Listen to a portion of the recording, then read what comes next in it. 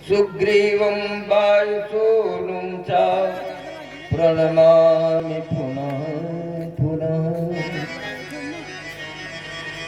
अंजनानंदनं वीरं जानकी शोकनाशनं कपीशमक्षहंकार वंदे लंकाभयंकरम्।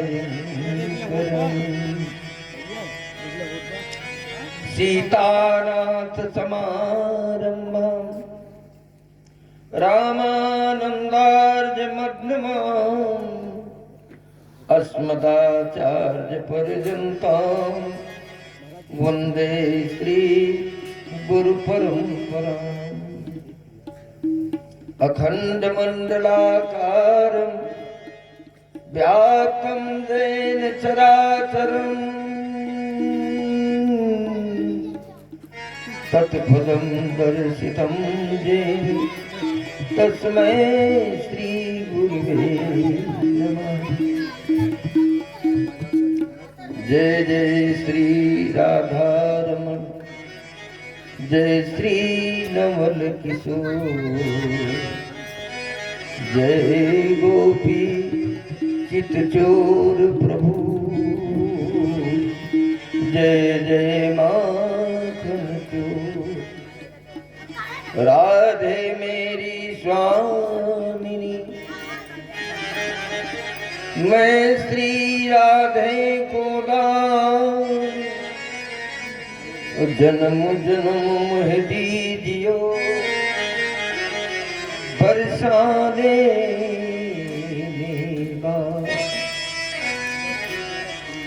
जय जय श्री रसिकेश्वरी रसिकेश्वर घनश्याम करहु वास मम हृदय मह श्री वृंदावन।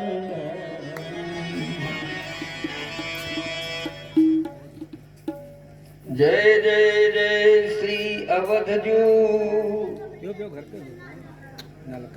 जय सरजू सुख कुंज और जय जय सदगुरुदेव जू जय श्री मिथिला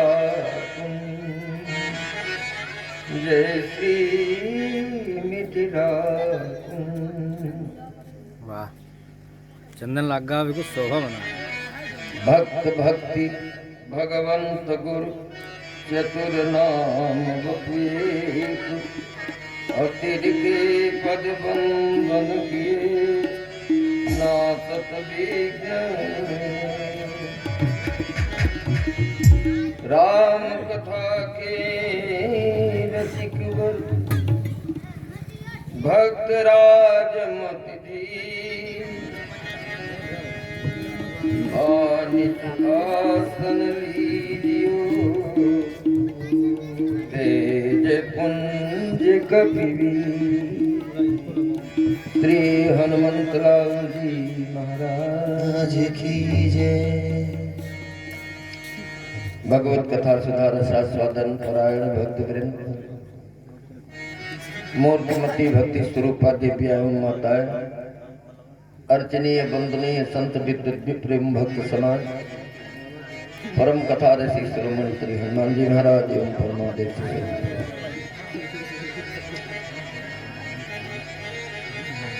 भगवान नंद नंदन श्याम सुंदर की असीम कृपा से सप्ताह ज्ञान यज्ञ आज संपन्न हो रहा है। प्रारंभ हुए तो 8 दिन हुआ लेकिन कथा का आज 7वां दिन है और कल कंस वध हुआ और अनेकानेक लीलाएं भगवान का पाठ में वर्णन किया गया है जो कथा कहकर नहीं पार पा सकते। आगे की चर्चा होगी। इसके बाद श्री भगवान के लाडले प्यारे दुलारे सखा श्री सुदामा जी के चरित्र का आख्यान होगा। बता दो हाथ से बैठ काहे हैं सुदामा? और अनेकों कथाएं होते हुए महाराज श्री परीक्षित के मोक्ष की चर्चा तक आज पहुंचाएंगे। उसके पूर्व में आइए जुगल चरण कमल को हम लोग मंगलाचरण करते हुए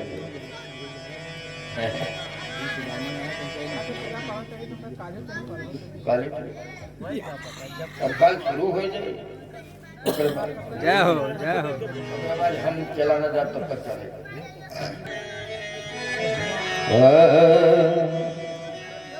रामचरण चित लाए रे भजो राधे गोविंदा। रामचरण चित लाए रे भजो राधे गोविंदा। चरण चित लाए रे भजो राधे गोविंदा। रामचरण चित लाए रे भजो राधे गोविंदा। रामचरण चित लाए रे भजो राधे गोविंदा। राधे गोविंदा भजो बाल मुकुंदा। राधे गोविंदा भजो बाल मुकुंदा। राधे गोविंदा भजो बाल मुकुंदा। राधे गोविंदा भजो बाल मुकुंदा। भगतन के सुखदाई रे भजो राधे गोविंदा। भगतन के सुखदाई रे भजो राधे गोविंदा।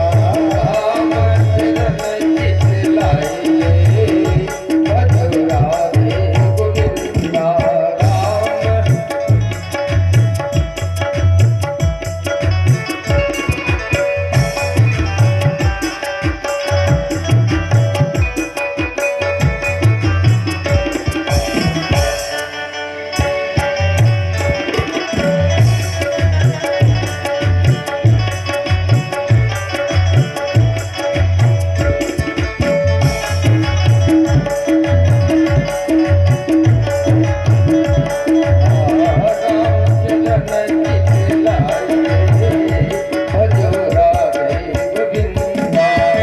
रामचरण चित लाए रे भजो राधे गोविंदा। एक अयोध्या धाम में आया।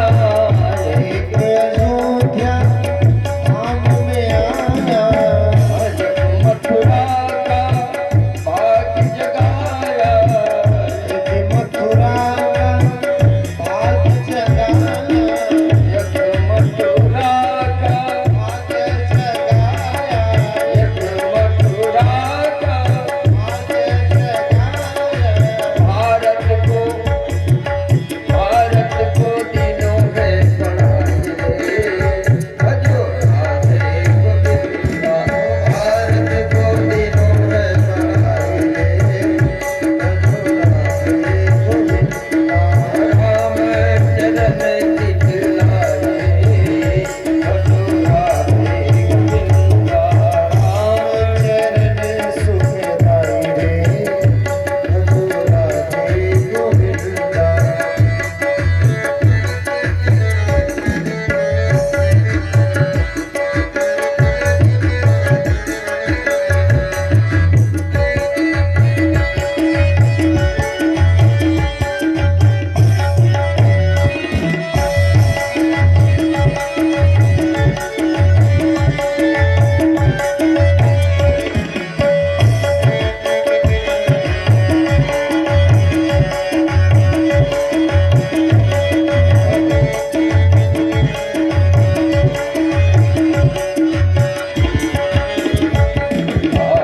सरजू किनारे एक धनु हाथ चलावे। सरजू किनारे धनु चलावे। सरजू किनारे एक धनु हाथ चलावे। सरजू किनारे धनु चलावे। यमुना किनारे एक धेनु चरावे। यमुना किनारे धेनु चरावे। यमुना किनारे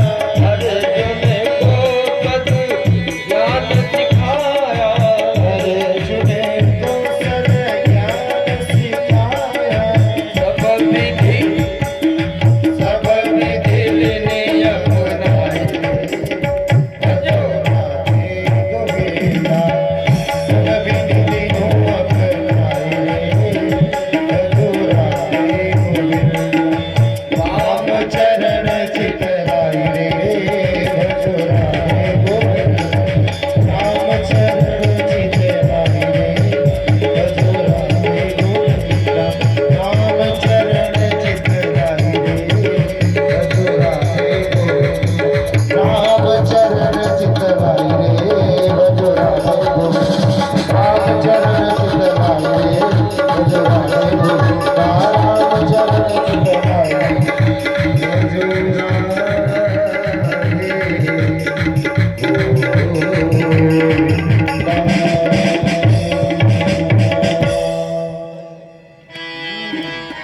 महाराज श्री परीक्षित जी ने पूछा, गुरुदेव भगवान, भगवान की परम पवित्र चरित्र का आपने वर्णन किया, बड़े बड़े असुरों को मारा, लेकिन ये तो इन्हें गिने असुर थे, क्या और कोई आगे असुर है?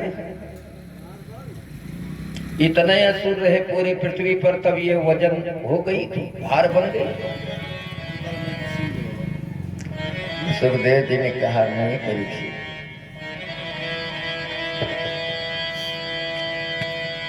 भगवान ने बहुत कुछ लीलाएं की।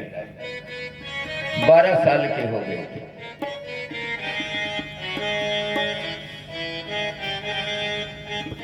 क्षत्रियों में यज्ञोपवीत संस्कार 12 साल में बताए गए। गर्भाष्टमी थे ब्राह्मणास्या,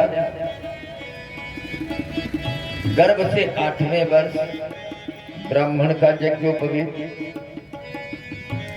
और 12वें वर्ष क्षत्रियों का यज्ञोपवीत होता है। तो वहां तो कोई यज्ञोपवीत याद हुआ नहीं, ग्वालों के बीच में गाय चराए, गेंद गुल्ली डंडा खेलते रहे।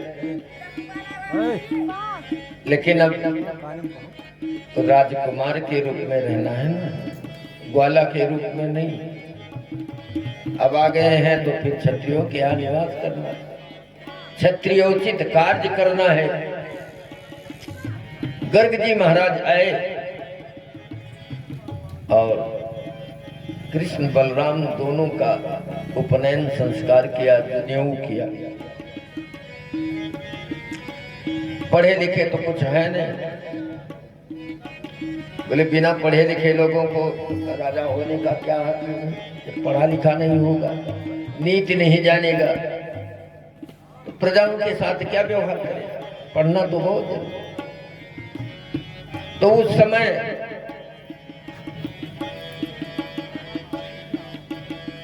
सबसे बड़ी यूनिवर्सिटी यदि कहीं दुनिया में थी तो उज्जैन में थी, जिसके कुलपति महाराज श्री सांदीपनि थे।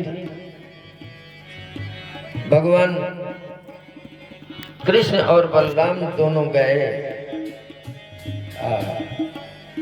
सांदीपनि।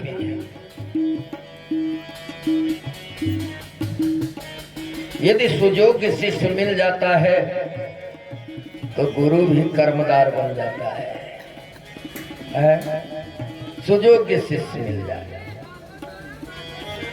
यदि गुरु उद्धार होने लायक नहीं तो चेला ही उद्धार कर देता है गुरु जी का, लेकिन अच्छा चेला मिल जाएगा। बड़े प्रसन्न हुए सांदीपन जी, कृष्ण और बलराम जैसे शिष्य को प्राप्त किया। 64 कला विद्याएं मात्र 64 दिन में भगवान श्री कृष्ण और बलराम दोनों ने प्राप्त कर लिया।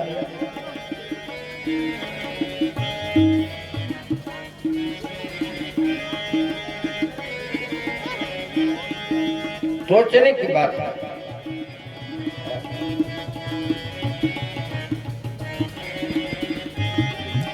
चौसठ कला का मतलब 64 विषय हुए, सब्जेक्ट है। एक एक सब्जेक्ट एक एक दिन में पूरा सब कंठस्थ बरकरार। गुरु जी इधर पढ़ाए उधर वेल कंप्लीट। अच्छा एक बात, भगवान को क्या पढ़ना है? उनको पढ़ने की क्या जरूरत है? जाके सहज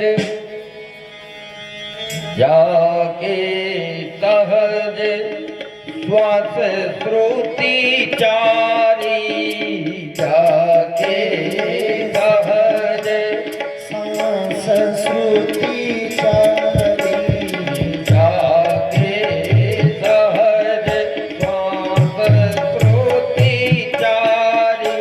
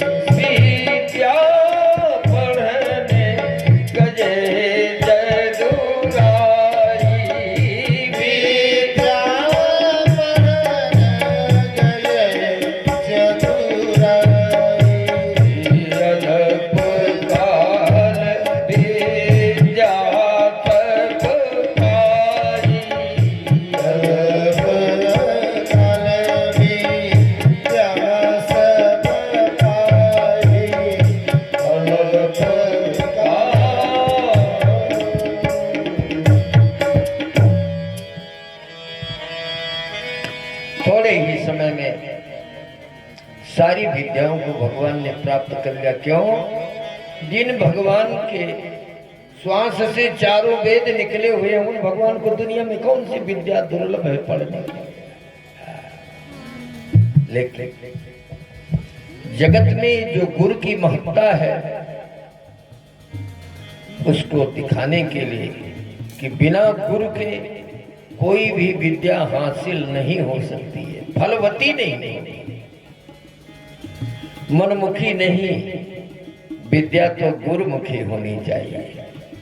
कितनों बड़े धुरंधर विद्वान हो जाओ, लेकिन किसी सदगुरु की, किसी गुरु की सानिध्यता में बैठ करके उसका अध्ययन नहीं।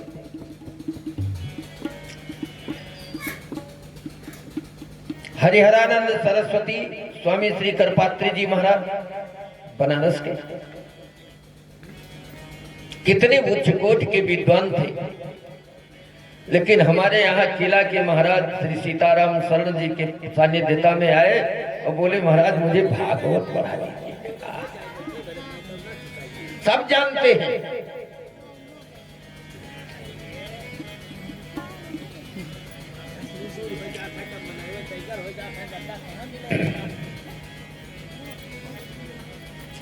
बड़े उच्च कोटि के विद्वान थे करपात्री जी महाराज, लेकिन विद्या गुरुमुखी होनी चाहिए।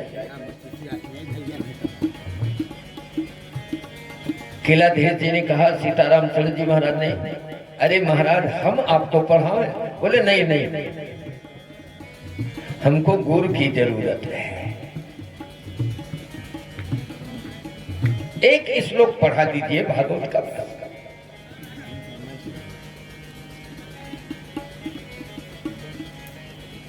तो भगवान को पढ़ने की जरूरत नहीं थी, जगत में प्रतिष्ठा गुरु की रखने की आवश्यकता थी, मर्यादा को बनाने के लिए आए थे। भगवान का अवतार होता है। थोड़े समय में सारी विद्याएं प्राप्त हो गई।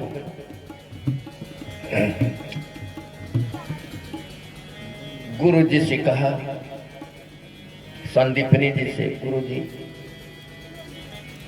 अब तो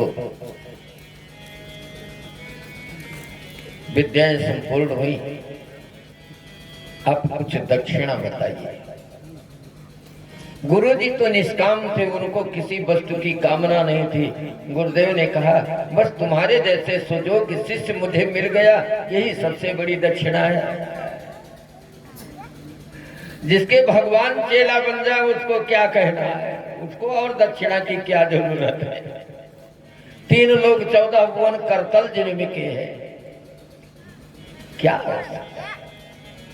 फिर भी गुरु जी बिना दक्षिणा के विद्या फलवती नहीं होती है, निष्फला हो। दक्षिणा न दो तो वो विद्या निष्फल हो जाती है। कुछ गुरु जी ने कहा, हम तो कुछ कहते नहीं, अब तुम्हारी जो गुरानी बाई जी हैं, माता जी, उनके पास चले जाओ, वो जो कह दे उसी को दे दे। संदीपन की पत्नी गुरु माता के पास कृष्ण बलराम गए, मैया जो कहो कुछ दक्षिणा। तो तुम्हारे गुरु जी ने नहीं कहा ना, गुरु जी ने तो नकार दिया, कहा माता जी के पास चले जाओ। अब जब से भगवान कृष्ण और बलराम उज्जैन में आए,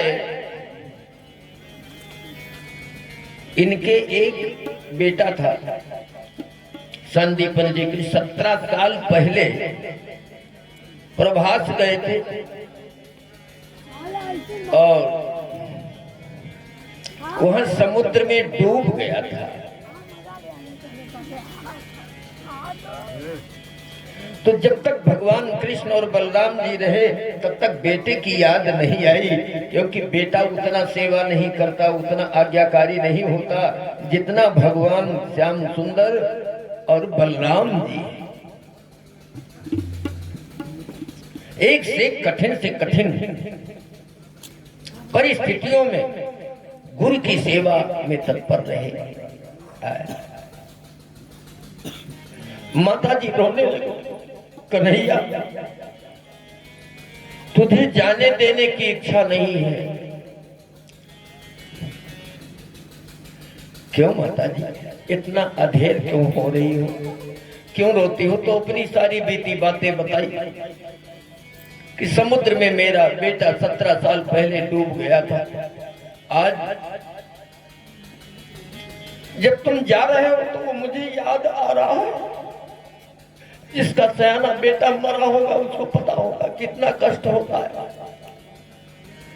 माता जी रोने कन्हैया को पकड़कर चिपट गई। लाला तू मुझे छोड़कर मत जा, तेरे बिना मैं जीवित नहीं रहूं। और ये तू जाना चाहता है तो मेरा बेटा लाकर मुझे वापस दे। अब ये किसके बस की बात है? 17 साल पहले डूब के मर गया हो उस बच्चे का क्या पता कहाँ लाश गई, कैसे सड़ गई, खा गया कोई जानवर। भगवान ने कहा भैया घबराओ नहीं, मैं जा। बलराम जी और कृष्ण दोनों भैया बैठे प्रभास में समुद्र के किनारे पहुंचे। समुद्र को समुद्र निकला थाल में सारा भगवान का पूजन करने का सामान लेकर। ठाकुर मेरे लिए क्या आदेश है? क्या तुम मुझसे आदेश मांग रहा है? और मेरे गुरु जी के बेटे को तुमने अपने में डुबो दिया, लाकर दे दे। समुद्र ने कहा महाराज हमने नहीं डुबोया है, हमारे अंदर एक शंख रहता है पांचजन्य नाम का, उसी ने शायद पकड़ कर खा लिया। भगवान समुद्र में कूद पड़े, पांचजन्य शंख को मारा। असुर था वो, राक्षस था। मारा तो सुबह खाओ शाम तक कोई चीज खा लो तो पचाए करो बाहर फेंक देता है। 17 साल तक उसके पेट में रखा रह गया वो बालक। लेकिन जीवात्मा तो मरती नहीं है, मरी मरी जाए शरीर, शरीर नष्ट होता है लेकिन जीवात्मा नष्ट नहीं होती है।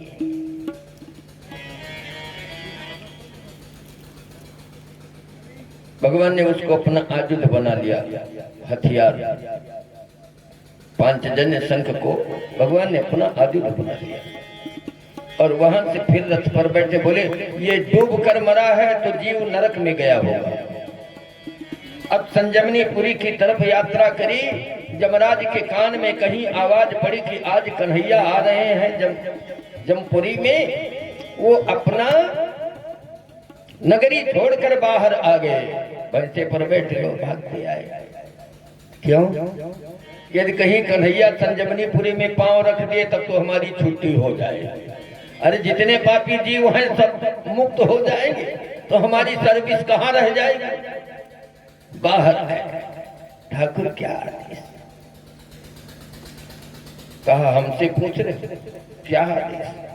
हमारे गुरु जी का बेटा तुम्हारे यहाँ नरक में कहीं पड़ा हुआ।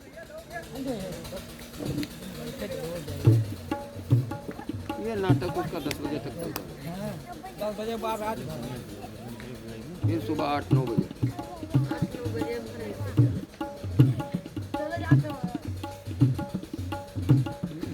की श्री बांके बिहारी लाल की। जमराज ने कहा महाराज मेरे यहाँ तो अनंतानंत जीव यातना भोग रहे हैं, नरक भोग रहे हैं। मैं क्या पहचानूं कौन तुम्हारे गुरु जी का बालक है, लड़का है? अरे पुकार करो, जो जीव होगा वो आवे, उसके लिए तो छूट है। पुकार किया, भगवान ने जीव आया।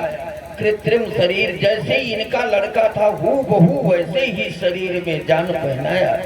बालक को रथ पर बैठाया और अपनी गुरु माता के सामने लाकर हाजिर कर दिया। ऐसा कोई है दुनिया में? 17 साल पहले से जल में डूबकर समाप्त हो गया हो और उसको ज्यों का त्यों लाकर जिंदा हाजिर कर दे।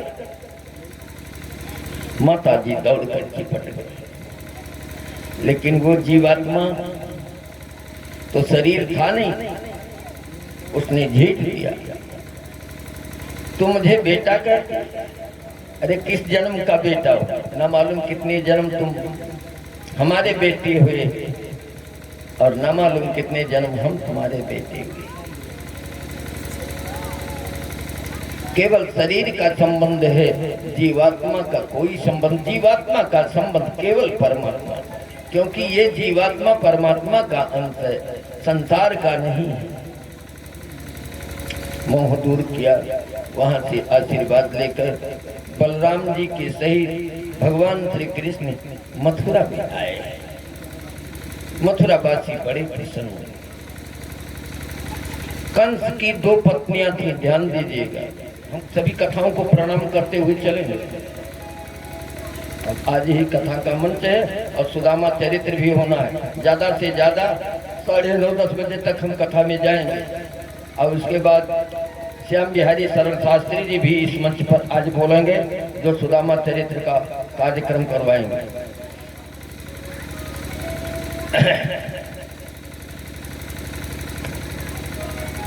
श्री सुखदेव जी ने कहा, हे राजन परीक्षित,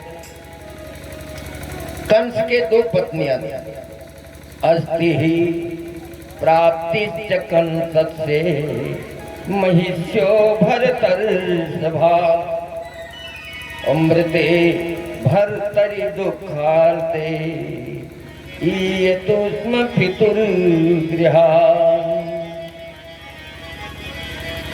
राजा कंस के 2 पत्नी थी।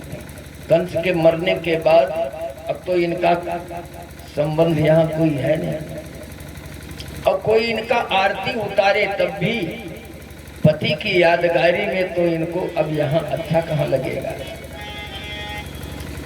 दोनों रो रही हैं आपस में। बहन, अब मथुरा में रहना ठीक नहीं। जिसने मेरे पति को मारा है वो तो मेरा शत्रु ही होगा, और शत्रु के नगर में रहना ठीक नहीं।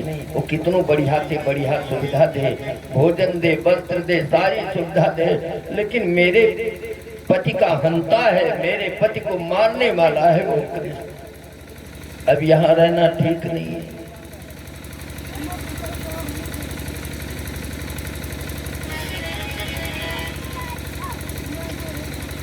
क्या करें बहन? बोले रथ सजाओ। रात्रि के समय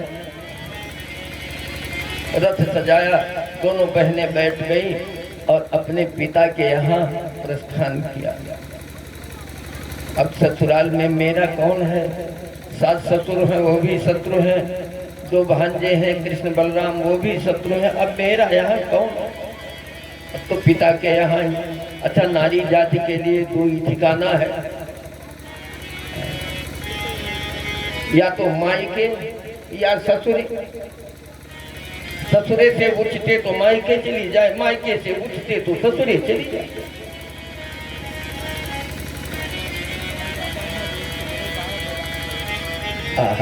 जय जय जय। हाँ, गैर हाजिरी है, वही करती। हाथ जोड़े पर है नैना, हाथ जोड़ती। यही हाथ जोड़े पर विरोध गैर हाजिर रहे। अब बिना बताए गए। सच्चिदानंद भगवान की, श्री बांके बिहारी लाल की जय हो। पित्रे मगध राजाय जरासंधाय दुष्कृति वेदयान चक्रतुः सर्वं आत्मवैध कारणम। मगध में पहुंची, अपने पिता जरासंध के यहाँ अस्थि प्राप्ति, चरणों में गिर पड़ी, रोने। क्या हुआ बेटिया, क्यों रोती हो? एक विधवा के अंतरात्मा से पूछो कि उसकी क्या हालत होती होगी। पति जैसे रहा हो, जुआरी रहा हो, शराबी रहा हो, अन्यायी रहा हो, चोर रहा हो, डकैत रहा हो, लेकिन था तो पति। आतंकी रहा, चरणों में लिपट गई। पिताजी, अब मैं विधवा हो गई। जरासंध ने पूछा, कैसे? कंस जैसे महान पराक्रमी के ऊपर हाथ उठाने वाला कौन? किसकी औकात थी? 1000 हाथी के बराबर बल वाले कुबलया पेड़ हाथी के सुंडा दंड को पकड़कर एक ही हाथ में दबा दिया था। हाथी पिहक उठा था और तब तुम दोनों ने उसके गले में जयमाल डाली थी। कोई साधारण पराक्रमी कंस, अरे पिताजी नाम 12-12 साल के 2 बच्चों ने मार दिया। कौन? बोले वसुदेव सोनू, वसुदेव नंदन। अच्छा, इतनी हिम्मत? अंदर चलो।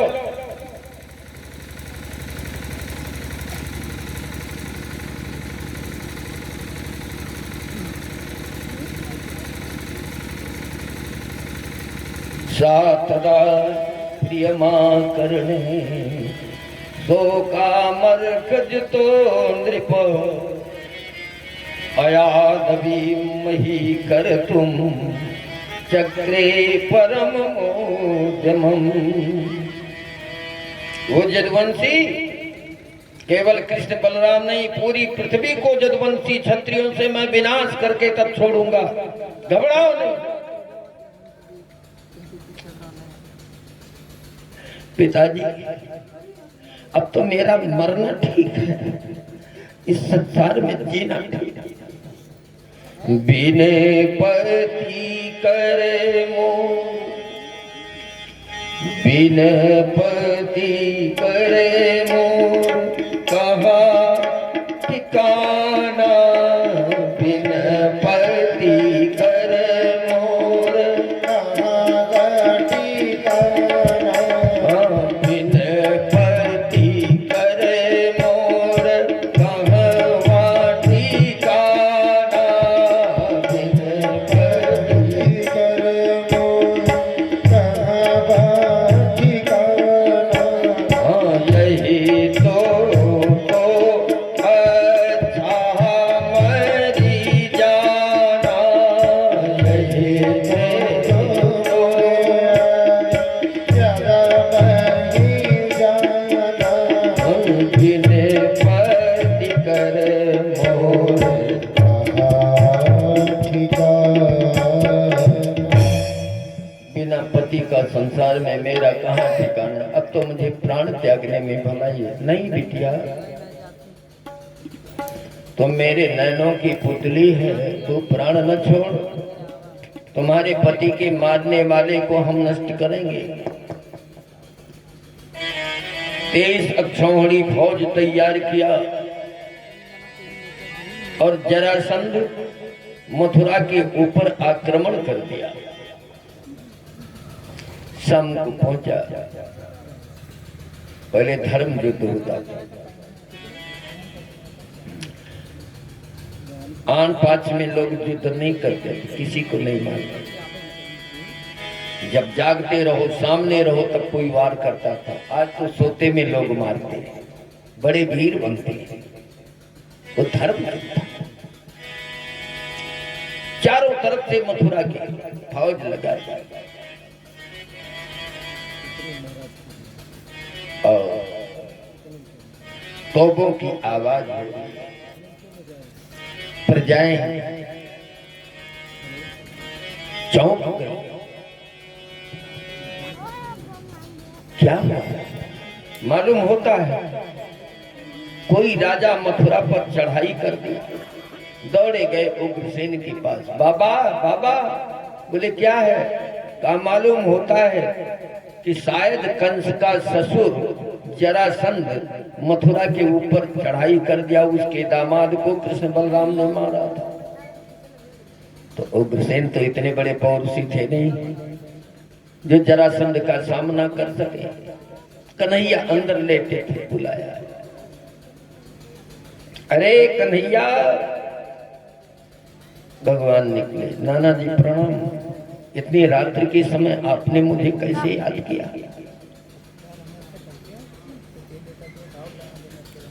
बोले वो कंस का तुमने वध किया है ना।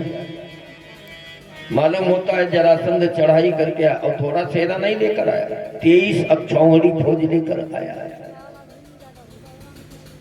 रथ, हाथी, घोड़े, पैदल। चतुरंगिणी सेना जिसे कहते हैं।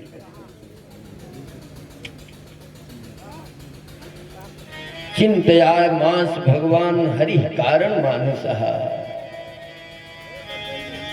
जैसे कोई एक साधारण मनुष्य चिंता करता है वैसे भगवान को चिंता करने की क्या जरूरत है। लेकिन नर शरीर धर के आए हैं, मनुष्य के शरीर में आए तो मनुष्य जैसे तो बनाना पड़ेगा चेहरा।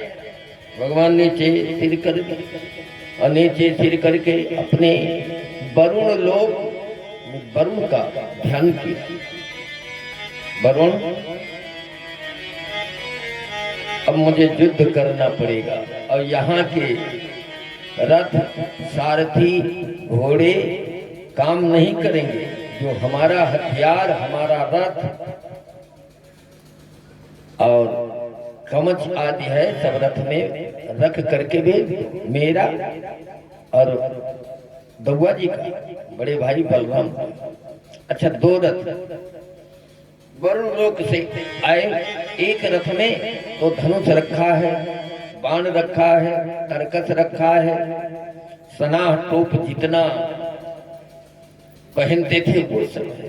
और दूसरे रथ में धनुष बाण भी है और उसमें एक हल रखा है, एक मुसल रखा है।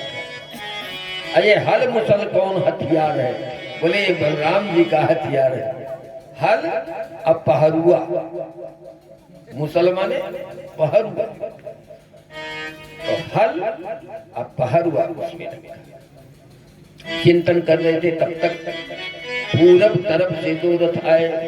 भगवान ने बलराम जी से कहा, ऐस ते रथ आया तो दैता न्याजुधान चाल।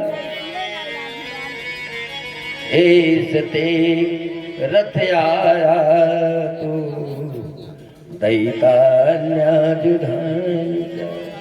भैया ये रथ आ गया है और जो हमारे दैत हथियार हैं, दैत माने प्रिय, दैतानि आजुधान, प्रिय हथियार जिसमें रखे हैं।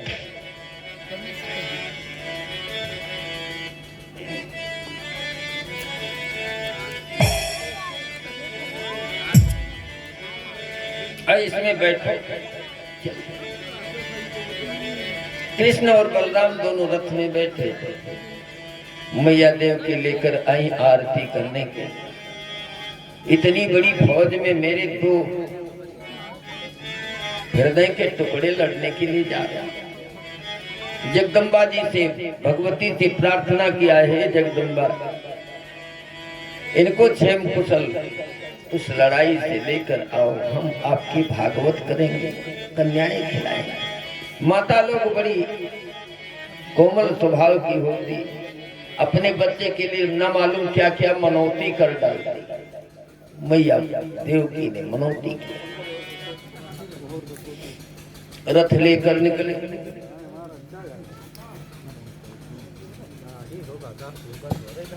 और जैसे उस सेन के बीच में पहुंचे तैसे अपने पांचजन्यम ध्वनिम चक्रे, जो पांचजन्य शंख था उस शंख को फूंक दिया। जरासंध खड़ा था, बोले हमको तो लगता है कि लड़ाई में भागने वाला नहीं, वो तो शंख ध्वनि कर रहा है, बिगुल बजा रहा है। सामने आया, भगवान को देखा, लज्जा से सिर झुक गया। एक मारी तो मर्द न कहा जाब और मारा जाब तो मर्द न हो। क्यों? दुनिया थुकेगी या बड़े वीर हो गए, दूठो लड़के मारा। अब ये माडरी है तब वो हमारू पहासी हो। इसलिए ना त्वया जो धुमिक्षामी बाले नहीं के नल ना त्वया जो धुमिक्षामी बाले नहीं के नल गुप्ते नहीं त्वया मंद ना जो से जाई बंधु। तुम्हें देखकर शर्म लग रहा है, उनसे लड़ाई नहीं करना। त्वया जो धुम नहीं क्षामी, तुमसे युद्ध नहीं करना चाहता हूं। बोली तब? हाँ, तुमसे तो लड़ाई नहीं करेंगे, लेकिन ये जो गोरा गोरा खड़ा है ना, विशाल भुजा वाला, राम नाम है बलराम, इससे जरूर कर लेंगे। ये कुछ हमारे समझ में बैठता है, हमारी जोड़ी लेगा। तब राम यदि श्रद्धा अयोध्यस्व धैर्य मुदवह। बलराम, ये तुम्हारी श्रद्धा है तो तू लड़ सकता है, आजा। त्रेता में तो लक्ष्मण जी बड़े चटपट थे, लेकिन द्वापर युग में तो सीसा उतारी श्री बलराम जी से छोटे हैं भगवान कृष्ण नटखट है। बलराम जी तो गंभीर है। दौआ से क्या बात कर रहा है? लड़ने आया है। अब यदि तू लड़ने आया है तो नावे सूरा बिकथंत।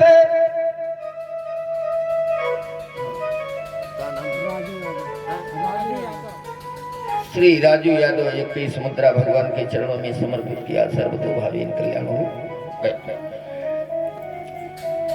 नावे सूरा बिकथंते दर्शयन्ते वो पौरुषम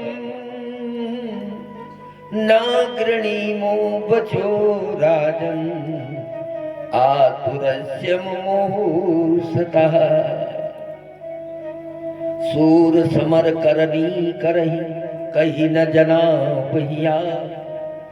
विद्यमान रन पाई के कायज कृत ही प्रहलाद।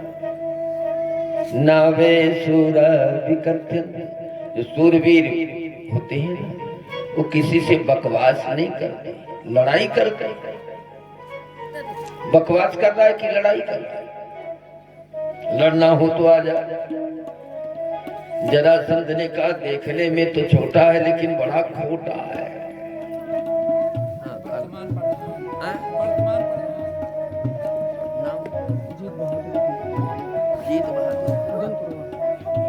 हाँ, वर्तमान प्रधान जीत बहादुर जी भगवान के इस परम पावन चरित्र में 501 मुद्रा प्रदान किया है। सर्वतोभावीन भगवान का कल्याण करें और विकास करें। तो जो सूरवीर पहलवान होते वो कहीं जाकर बकवास नहीं करते, वो लड़ाई करते। और जैसे ताना मारा ऐसे उसने सेनाओं को आदेश बाणों की बौछार होने लगी। अच्छा, अब देखो लड़ाई की विधि। एक तरफ तो भगवान एक ही बाण निकाले, 10-20 बाण नहीं, एक ही बाण में। और जैसे कोई किसान खेत काट कर करपी गिरा देता है, तैसे वो पंक्ति भरी और गिरा नहीं लगी। और बलराम जी के युद्ध कौशलता देखिए।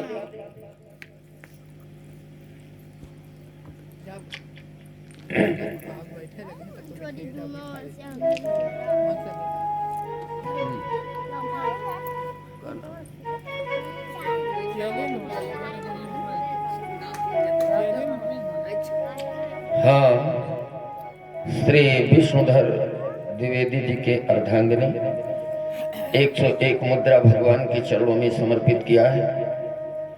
पुत्र परिवार और भक्ति सहित जीवन में विकास सद्बुद्धि प्रदान करे भगवान।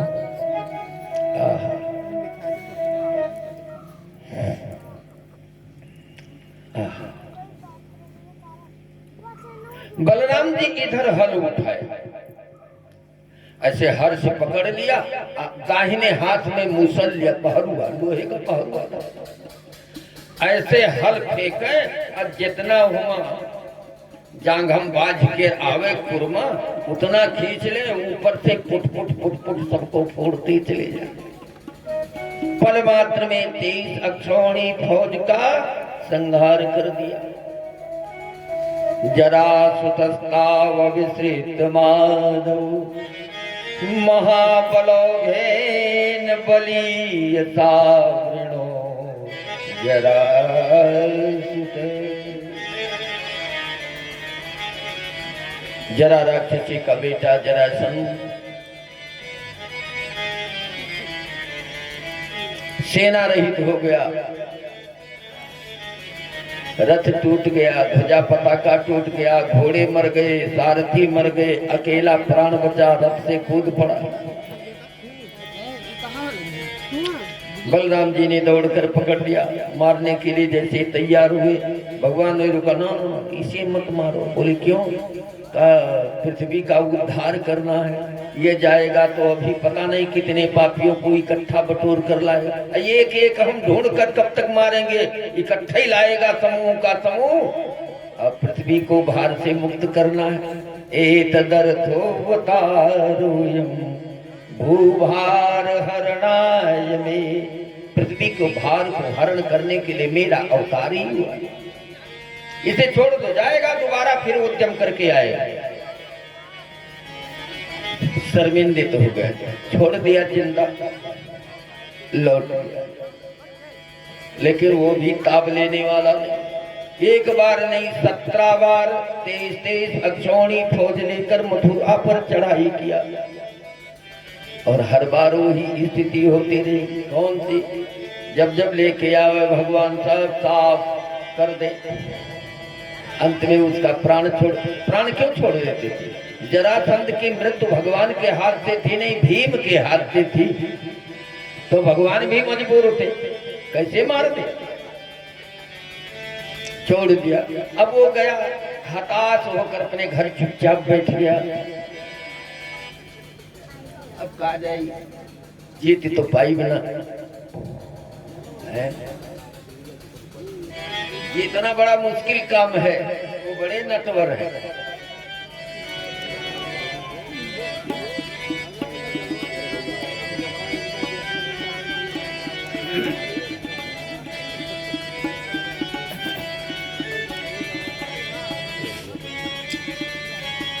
अब नहीं जाएगा,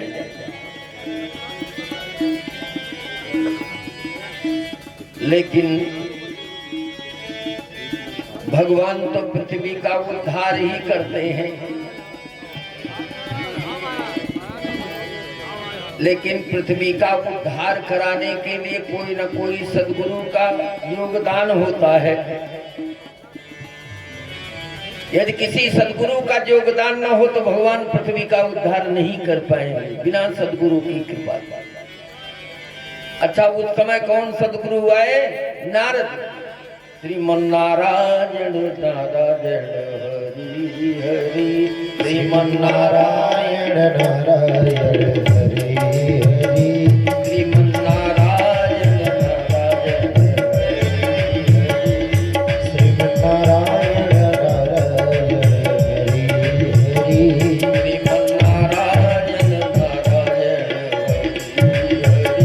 श्रीमन्नारायण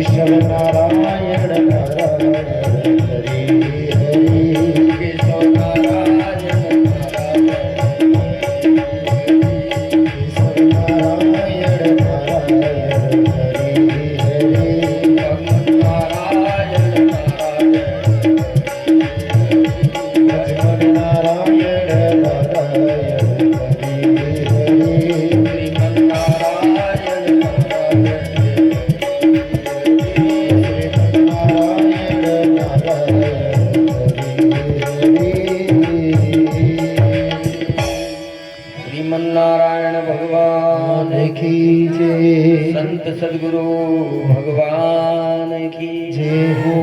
नारद जी पहुंच गए जरासंध के यहाँ। क्यों मलायते बदनम कथम, तुम्हारा मुख क्यों मलिन है? जरासंध ने अपनी सारी बात बताई। जवान बेटी जिसके घर में विधवा बैठी हो उसके धीव से पूछो क्या बीत रहा है। जरासंध ने बताया मेरा दामाद कंस कृष्ण और बलराम के द्वारा मथुरा में मारा गया। अस्थि और प्राप्ति मेरी दो कन्याएं रोती बिलखती घर में पड़ी हैं। नारद जी ने कहा तो तुम क्या अपनी बेटियों का मदद नहीं किया? जाना चाहिए, उन शत्रुओं को मारना चाहिए। बाबा एक बार नहीं 17 बार 23 अक्षौहिणी फौज सजाकर हमने चढ़ाई। केवल मेरा प्राण बचा, बाकी कुछ नहीं। न सेनाएं बची न हाथी घोड़ा।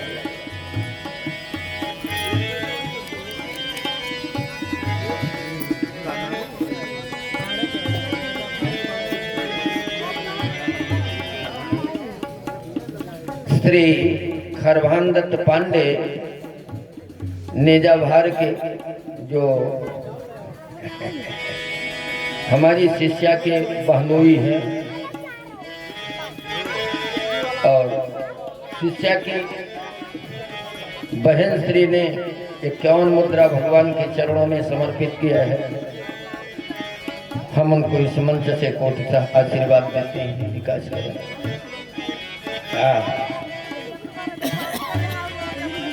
महाराज एक बार नहीं 23 अक्षौहिणी फौज लेकर हम 17 बार मथुरा पर चढ़ाई किए, लेकिन केवल मेरा ही प्राण बचा। अब वो दोनों इतने धनुर्धर इतने वीर हैं, क्या बताओ। अब मेरी हिम्मत नहीं पड़ती है। तो तुम्हारा कोई मित्र है नहीं?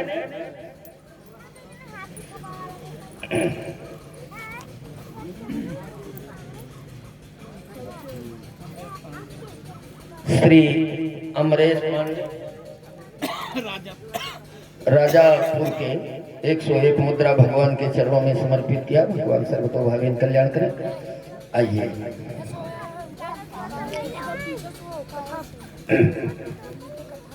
एक बार नहीं 17 बार 23 अक्षौहिणी फौज लेकर मैं गया, लेकिन केवल मेरा प्राण बचा। नारद जी ने कहा तो तुम्हारा कोई मित्र नहीं है? बोले नहीं मित्र है, लेकिन बहुत दूर है। कहाँ है? बोले मुल्तान में है। और उस मुल्तान का रहने वाला नाम क्या है? बोले उसका नाम काल जमन है। क्या नाम है?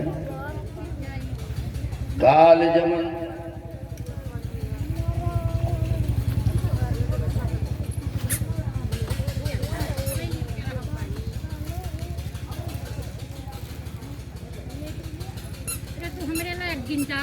तो उसको आपने सूचना नहीं दिया? दूर का मामला है। कहाँ मगध बिहार और कहाँ पंजाब प्रांत लेकर मुल्तान। महाराज हाँ इतना जल्दी रुपया ना छोड़िए। का नाम? कन्हैया लाल वर्मा 21 मुद्रा भगवान चरणों में समर्पित किया। भगवान सर्वतोभावेन कल्याण करें। अच्छा हाँ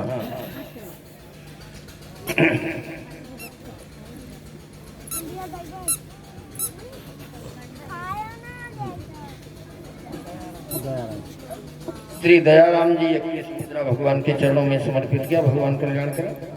आइए नारद जी ने कहा तो ये काम हमें सौंपो। अब तुम्हारे ऊपर इतनी बड़ी विपत्ति है, हम थोड़ा सा संदेश न पहुंचाए जाएंगे। अब नारद बाबा चले मुल्तान पहुंच गए। काल जमन अपने दरवाजे पर खड़ा रहा। जैसे देखा नारद जी को प्रणाम किया और क्षेम कुशल से बोले हाँ क्षेम कुशल से तो है बाबा, कोई आपकी कृपा से परेशानी भी कुछ सुना है? काल जमन ने कहा महाराज क्या? अरे तुम्हारा मगध में कोई मित्र रहता? हाँ हाँ, जरासंध राजा है मेरा मित्र। तो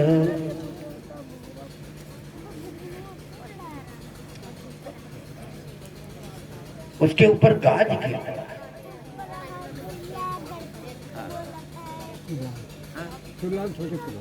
सुखलाल सूर्यलाल छोटी पूर्वा की 21 मुद्रा भगवान के चरणों में समर्पित किया। भगवान सर्व तो भावी कल्याण करें।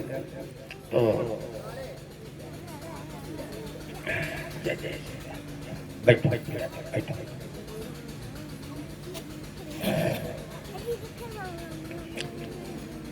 वो तुम्हारा मित्र है? हाँ। तो उसके ऊपर गाज गिर गई। कैसा गाज बाबा? जे न मित्र दुख होहि दुखारी, तिनहि बिलोकत पातक भाई। निज दुख गिरि सम रज करि जाना, मित्र के दुख रज मेरु समान।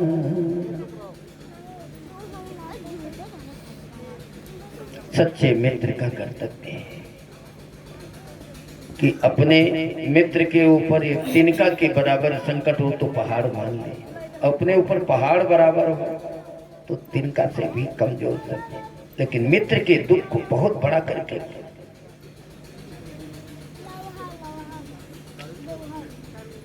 बड़ा से अच्छा किसने मारा? तब वो वसुदेव के लड़के मथुरा में रहते हैं जो कृष्ण और बलराम, उन्होंने मारा है। अच्छा, तो मेरा नाम कालजमन है। मित्र ने क्या चढ़ाई नहीं किया? कहा नहीं, मित्र तो गए एक बार नहीं 23 अक्षौहिणी फौज सजा सजा करके 17 बार आक्रमण किया, लेकिन वो बड़े लड़ने वाले हैं, उनसे पार नहीं पाया, केवल उनका प्राण बचा। ठीक है, कोई बात नहीं, मेरा नाम कालजमन है। तिस्त्रिभिर्म्लेच्छ कोटिभिः, 3 करोड़ म्लेच्छ को इकट्ठा किया और मथुरा पर चढ़ाई कर दिया।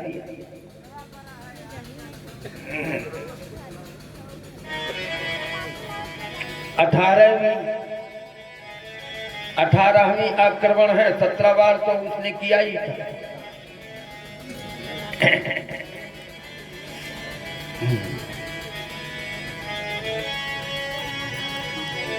आ जाओ अंदर।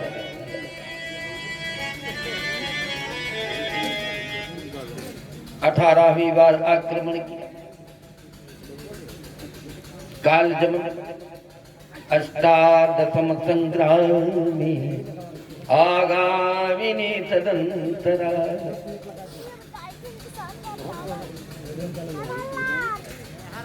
क्रोध मथुरा में थे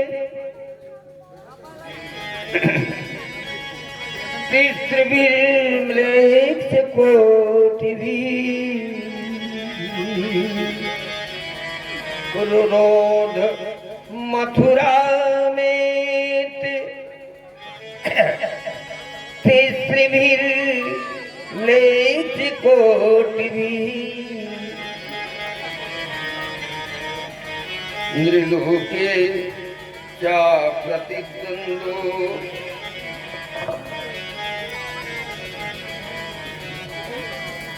वृष्णेन कृत्वा मसम्मिता। रात का समय, चारों तरफ से 3 करोड़ म्लेच्छों की सेनाएं मथुरा को रूंध दिया। रुरोध माने अपने भाषण सोच सोच कर रूंध दिया, घेर लिया।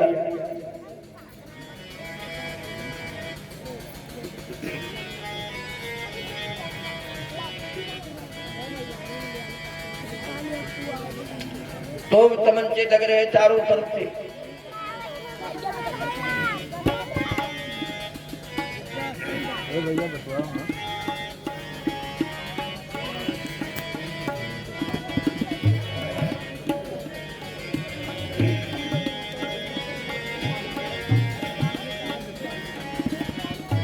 भगवान सोचने लगे हरि कारण मानसा, चिंतयामास भगवान हरि कारण मानसा। भगवान चिंता करने लगे अब क्या करें। जरासंध को तो 17 बार हराया, लेकिन काल जमन से लड़ाई करके हम पार नहीं पाएंगे। उसका कारण है क्या? एक बार गर्ग जी मथुरा में आए थे। गर्ग संहिता में बड़ी सुंदर कथा है। गर्ग जी मथुरा में आए थे।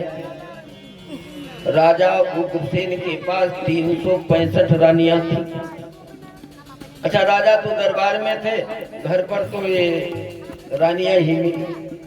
रानियों ने महाराज जी की बड़ी सेवा शुश्रूषा करी, चरण पखारा, चरणोदक लिया, धूप आरती किया, महाराज जी को जलपान करवाया, गर्गाचार्य जी को।